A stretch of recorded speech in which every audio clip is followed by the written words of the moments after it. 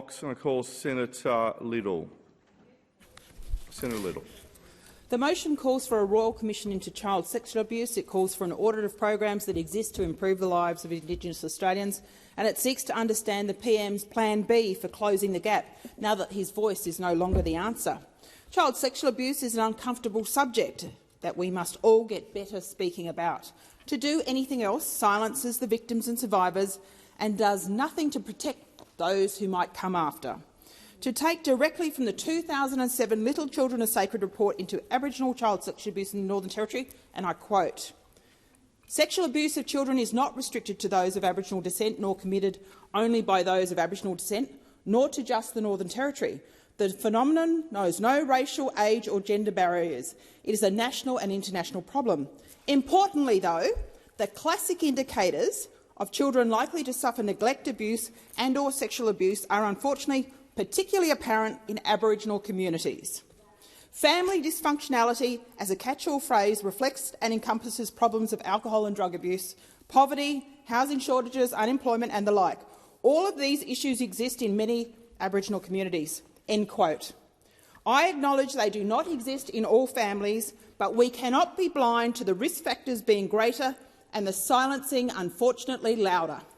And I don't forget it was you, Labor, that ended the CDC, and you ended the alcohol restrictions without jumping in and having them reinstated quickly. The Greens want to talk about violence and dispossession in the context of Truth and Justice Commission to facilitate healing and a way forward at a cost of $250 million. No, I want to talk about the here and now, the uncomfortable, the difficult, the too hard. That's my priority. Just imagine if instead that level of funding was directed to families to keep their children safe, prevention, to identify at-risk behaviours, prevention, and where victims and survivors are better supported, prevention. You know this is an issue. For example, in your own budget in 2023, there's reference to $1.4 million over 4 years for increasing specialist services for children with harmful sexual behaviours in the Northern Territory, but the detail that informs that is lacking.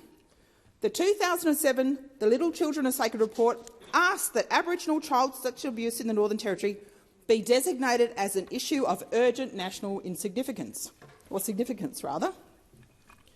I want to know, 16 years later, is $1.4 million a year enough? A Royal Commission would tell us that. As Shadow Minister for Child Protection, it is clear from conversations with the sector that it is past time to start talking about this. Giving unfettered voice to the stories of the sector and those impacted the most will make the difference. The PM must surely see the need to agree to an audit of Commonwealth-funded organisations, because this is connected to that. Those delivering services charged with improving lives, they must do better. But Labor has no ears for that, the Greens have no ears for that, and nor does Senator David Pocock.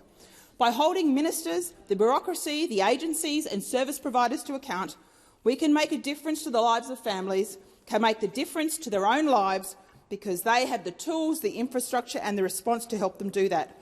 That's where the rubber hits the road. That's where the greatest impact will be, and that's why there is no reason or excuse to wait. In recent months, we called for inquiries into the billions of dollars of Commonwealth funding into the myriad of organisations and agencies who provide services to communities.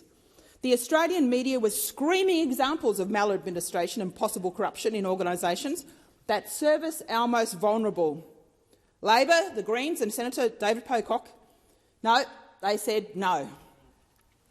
There are organisations in the service delivery ecosystem doing it right, but everyone needs to be doing it right together. An audit will show what is working, what we need to do more of or less of, and what we need to stop doing.